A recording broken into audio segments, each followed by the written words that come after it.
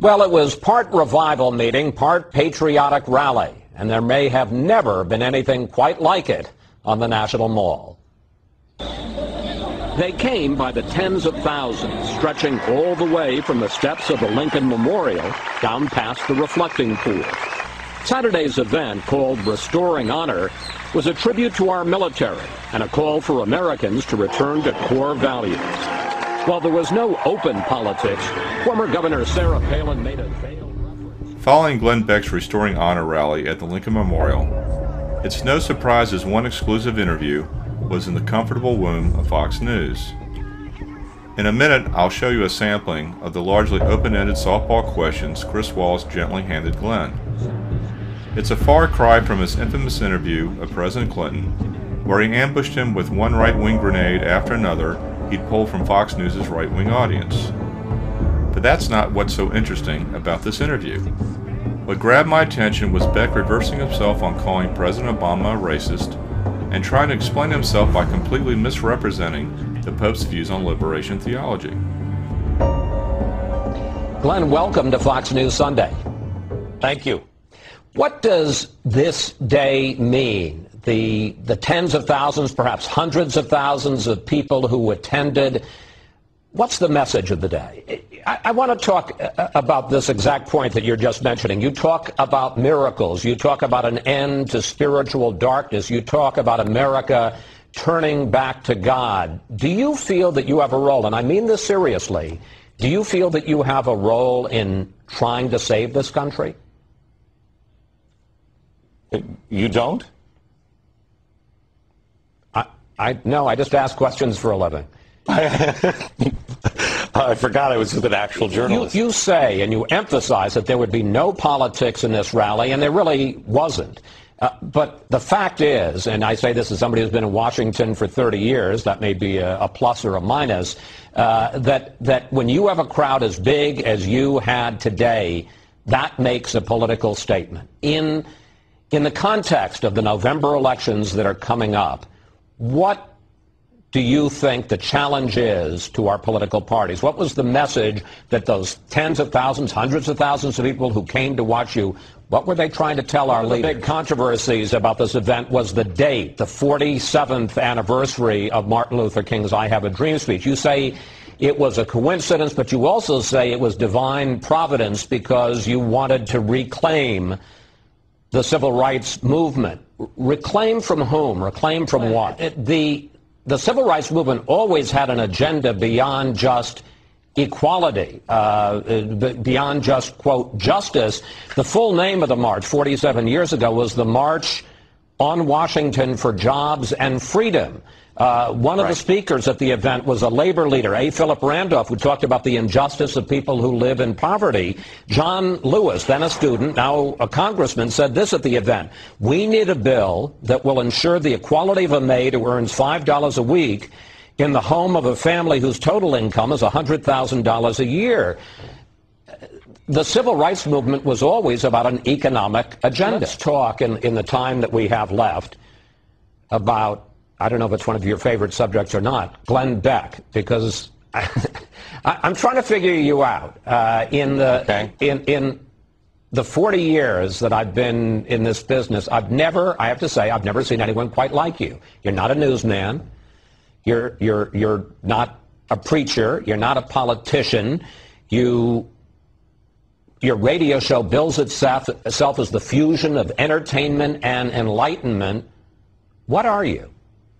Jon Stewart has been going after you a lot recently, and let's watch him doing Glenn Beck. Here it is. Yeah. And as I look around at all the truly random things that I scribbled, I'm sorry, I promised myself that I would cry.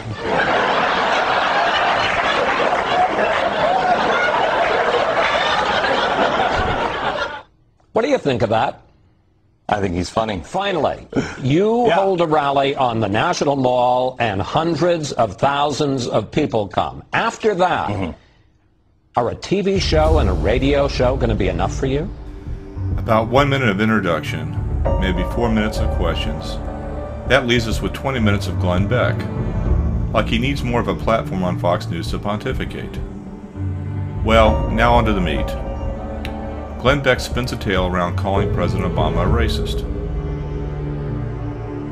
This is, I guess, as good a time as any to go back to what you said about President Obama last year, which in the coverage of this has been played over and over again. Let's watch it, and I'll talk to you after we hear it. This president, I think, has exposed himself as a guy over and over and over again who has a deep-seated hatred for white people or the white culture. I don't know what it is. This guy is, I believe, a racist. Question. After that, do you have any credibility talking about reclaiming the civil rights movement? Okay, let me go over this again on the reclaiming the civil rights movement. People of faith that believe that you have an equal right to justice. That is the essence, and if it's not the essence, then we've been sold a pack of lies. The essence is everyone deserves a shot. The content of character, not the color of skin. Now, when I've addressed this comment a million times, and in fact, I think I amended it this week, that what I didn't understand at the time was the influences on President Obama. And, you know, the white culture, read his own books. He writes about the white culture and how he struggled with it, et cetera, et cetera. But I didn't understand really his theology. His viewpoints come from liberation theology. That's what I think at the gut level I was sensing. And I miscast it as racism, and really what it is liberation theology. Do you, I know you've said it, but I mean, do you, and in this context, in this forum, do you regret having called him a racist and saying he had a deep-seated hatred for white people? You know I respect you, and I say this affectionately, but who made you the God Squad? Oh, nobody made me the God Squad. The Pope even said, this is Pope Benedict, that it is demonic, not divine, when theology crosses into the line of doing that which only the divine can do. He was speaking specifically about liberation theology. If you want to ask anybody in the Catholic Church, they witnessed it. It's Marxism disguised as religion, and it happened in South America. And the Catholic Church has a very long history with it. They understand it unlike most religions. I'm no fan of Black Liberation Theology, or liberation theology any more than I'm a fan of right-wing cultural Christianity, promoted by pundits like Beck, O'Reilly, and Hannity on Fox News. Stated bluntly, politics and religion don't mix in my book. However, Beck's cultural conservative brand of religion appears less biblical to me because it flags for the personal greed of capitalism and openly mocks the term quote-unquote social justice. To the degree the various forms of liberation theology appear Marxist, it seems to me they have arrived to some parallel ideas of Marx, independently on the road to eradicating poverty, racism, and other forms of social injustice. To argue that Christ and the early church weren't dedicated to the plight of the poor and opposed to social injustice is to argue Christ would have been fine with, say, Jim Crow laws. Beck doesn't say it, but Pope Benedict doesn't disagree with me, if you've been reading the highlighted text of his writings. Don't get me wrong, he's definitely a critic of liberation theology when it adopts Marxist theory, whose criticisms get too close to home, such as going against quote-unquote hierarchies, like the Catholic Church as a top-down organization. He doesn't like the notion of the Catholic Church filling the role of the oppressor. I'm no theologian, so I won't delve into the religious arguments any further. My point here is to once again correct Beck's dishonest demagoguery. The apolitical liberal demonizer is at it again, whipping up hysteria to build chasms versus building bridges.